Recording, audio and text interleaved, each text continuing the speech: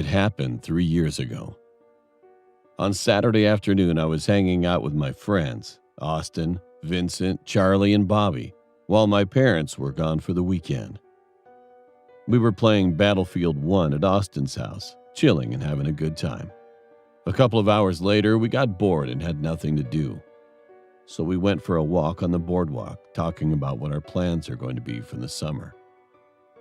Vincent said he'll be going to Los Angeles with his family for a month, and Charlie will be in Arizona for 2 weeks. For Bobby, he'll be in London for a month, and I was going to Ocean City for a week. After we had a small chat, Austin asked me if we could go to the abandoned hospital around here. Being frightened, I was thinking that it wouldn't be a good idea to go there. However, I didn't want them to think of me as a chicken, so I agreed and decided to go there, and so did my friends. The outside was getting dark. We got into my truck and drove almost an hour to reach that destination. When we finally got there, I parked my truck right just next to the entrance, in case anything happens while we're checking out the hospital.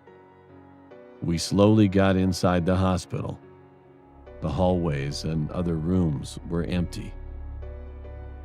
At first, I thought it was a little bit creepy and chilly inside. About 20 minutes later, walking around, we suddenly heard something that made our hearts drop.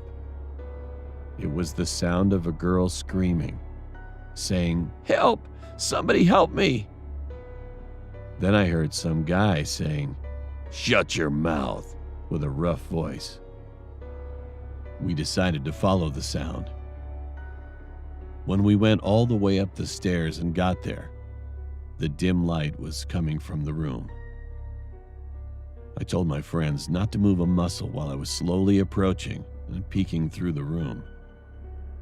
And what I saw was just unbelievable. A girl was taped around her legs, arms behind her back, and even her mouth now. I quietly told my friends to come to the room. I didn't see the other guy, so we quickly approached her, releasing the tape around her. "Thank you, guys," she said. "What's your name and what happened?" I asked her, and she replied, "My name is Hannah.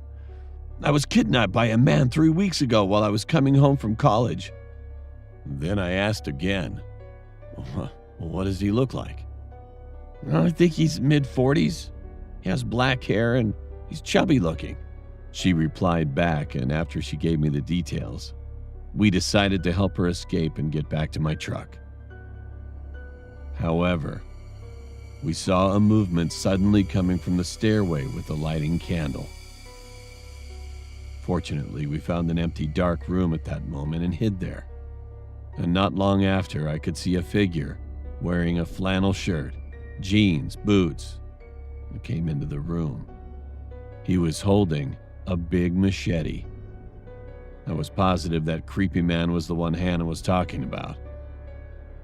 After the man passed the room where we were hiding, we got out of the room quietly without making a sound as possible as we could. We were about to get to the exit. All of a sudden, a loud scream was heard from upstairs. "You! Where the heck are you? I'm going to kill you." My heart pounded so hard. We had no choice but just to make a run toward my truck as soon as possible. All of my friends jumped in the back of my truck, and then I quickly started the engine. As I started the engine, Austin gave a big shriek. "Holy shit, Matt, get the heck out of here right now!" I then looked behind us, and there he was. The guy was chasing after us with his big machete in his hand, and I quickly drove off. While one of my friends called the police, we pulled up at the gas station waiting for the cops to show up. They arrived in about 10 minutes. We told them exactly what happened tonight, and after we informed them where the hospital was, they went over to investigate the case. They eventually caught the man soon. He was taken into custody and after that got charged with kidnapping and attempted murder. After the police took him away, They told us they'd been searching for this man for 5 years. They also told us that he had prior convictions from the past of raping women and other kidnapping charges. And the poor Hannah. The ambulance took her to the hospital, and then we all came back to our house. After that day, we decided to never go to such places like that again. I still can't stop thinking about what would have happened if we failed to escape. Also, what would have happened to Hannah if we didn't show up? We all might be dead. I will never forget that night.